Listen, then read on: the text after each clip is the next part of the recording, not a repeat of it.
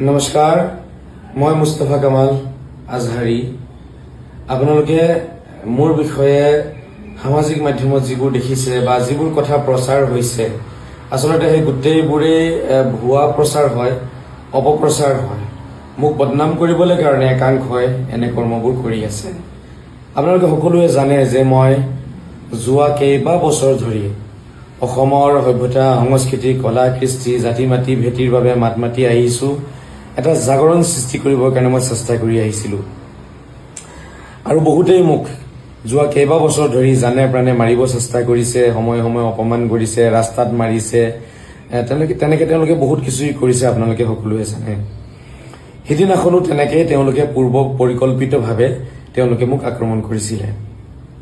মই সন্ধিয়া যিটো আমাৰ নামাজ, মগৰিবৰ নামাজ, সেই নামাজ পঢ়ি প্ৰায় 6:30মান বাজিছে। মই মোৰ বন্ধু মুফিদুল ইছলামৰ লগত খোজকাঢ়ি আহি আছিলো আৰু আমাৰ আন এজন বন্ধু হজৰত আলীৰ ঘৰত আমি গৈ আছিলো। এন্ধাৰতে তেওঁলোক বহি আছিল। এন্ধাৰৰ সুযোগ লৈ পেলাই দুষ্ট চক্ৰই মোক পিছফালৰ পৰা আক্ৰমণ কৰিছে।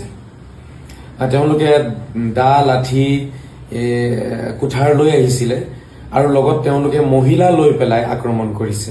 সম্পূৰ্ণ পূৰ্ব পৰিকল্পিত হয়। যিহেতু তেওঁলোকে মোৰ কণ্ঠ ৰোধ কৰিব পৰা নাই আৰু মই যিবোৰ মন্তব্য সদায় দি আহিছো, মোৰ মন্তব্য তেওঁলোকে খণ্ডন কৰিব পৰা নাই, মোৰ যুক্তি খণ্ডন কৰিব পৰা নাই। সেয়েহে তেনে ক্ষেত্ৰত তেওঁলোকে এই মহিলাৰ আশ্ৰয় লৈ পেলাই মোক তেওঁলোকে অপমান কৰিব চেষ্টা কৰিছে। সন্ধিয়াৰ সময় আছিলে, আন্ধাৰ আছিলে, পিছফালৰ পৰা তেওঁলোক আহিছে, আক্ৰমণ কৰিছে, মাৰপিট কৰিছে আৰু চিঞৰ বাখৰ কৰি গোটেই মানুহক জমা কৰিছে তাত। তাৰ পিছত আপোনালোকে দেখিছেই যিবোৰ ভিডিঅ' ফুটেজ ভাইৰেল হৈছে, আপোনালোকে তাতে চাব পাৰিব। তেওঁলোকে মোৰ কাপোৰ টানি ছিঙি ফালিছে। এতিয়া মহিলা মানুহে মোৰ কাপোৰ ফালিছে, মই তাত কৰিবলগীয়া একো নাই। আৰু পুৰুষসকল পিছফালে থিয় হৈ আছিলে আৰু তেওঁলোকে মহিলাৰ আশ্ৰয় লৈ পেলাই অপমান কৰিছে আৰু খুব হাল্লা চিল্লা কৰিছে। আৰু তেওঁলোকে নিজৰ কাপোৰো তেওঁলোকে নিজে ফালিছে। মহিলাসকলক তেওঁলোকে লগাই দিছিলে আচলতে মোক অপমান কৰিবলৈ কাৰণে। আৰু তাৰপিছত সেই আপোনাৰ 6-7 গৰাকী মহিলা আছিলে, খুব চিঞৰ বাখৰ কৰি আছিলে তেওঁলোকে।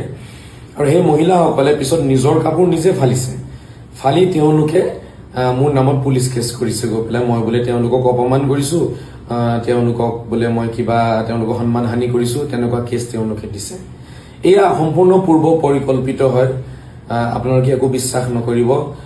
মই 12জন ব্যক্তিৰ নামত এজাহাৰ দিছো আৰু বৰ্তমান আমাৰ লখিমপুৰ প্ৰশাসনে ইয়াৰ তদন্ত চলাই আছে আৰু অতি সোনকালে আপোনালোকে সকলো বিষয়ে জানিব পাৰিব।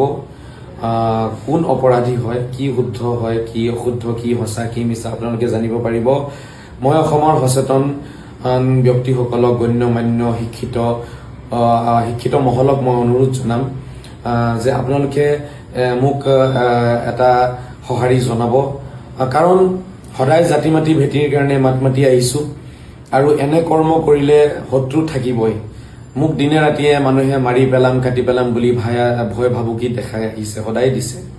মই অসমৰ মুখ্যমন্ত্ৰী ডাঙৰীয়াক অনুৰোধ জনাম যাতে এটা তদন্ত কৰিবৰ বাবে তেখেতে আদেশ দিয়ে আৰু লখিমপুৰ প্ৰশাসনক মই অনুৰোধ জনাম এই বিষয়টো যাতে তদন্ত কৰি পেলাই দোষীক যাতে শাস্তি প্ৰদান কৰে। কাৰণ আমি যদি আজি অসমত থাকি মাত মাতিব নোৱাৰো, মই যদি অসমত থাকি মাত মাতিব নোৱাৰো, দুৰ্নীতিৰ বিৰুদ্ধে যদি মই মাত মাতিব নোৱাৰো, তেতিয়াহ'লে সেয়া বহুত দুখৰ কথা হৈ যাব।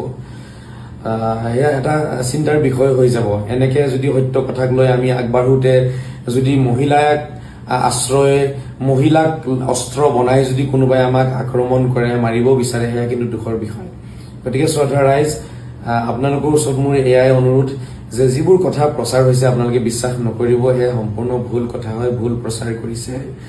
মোক আচলতে অপমান কৰি পেলাই মোৰ কণ্ঠ ৰোধ কৰিব চেষ্টা কৰিছে। সেয়া তেওঁলোকে কেতিয়াও নোৱাৰিব। মই সঁচা কথা সদায় কৈ যাম।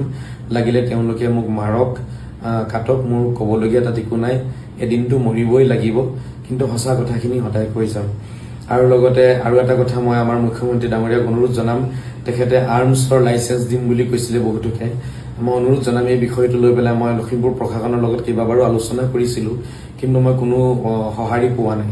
গতিকে মুখ্যমন্ত্ৰী ডাঙৰীয়াই যদি মোক আৰ্মছৰ লাইচেন্সটো দিয়ে, তেতিয়াহ'লে নিশ্চয়কৈ মই জাতি মাতি ভেটিৰ কাৰণে কাম কৰিব পাৰিম আৰু মোৰ সুৰক্ষাৰ ব্যৱস্থাটো হৈ যাব।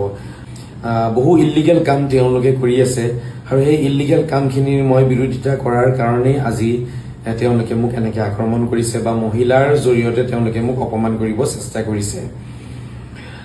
গোটেই তথ্যবোৰ মই লাহে লাহে আপোনালোকক দি যাম। বৰ্তমান মই হস্পিটেলত আছো। ধন্যবাদ, নমস্কাৰ। সকলোৱে দোৱা কৰিব, আশীৰ্বাদ দিব।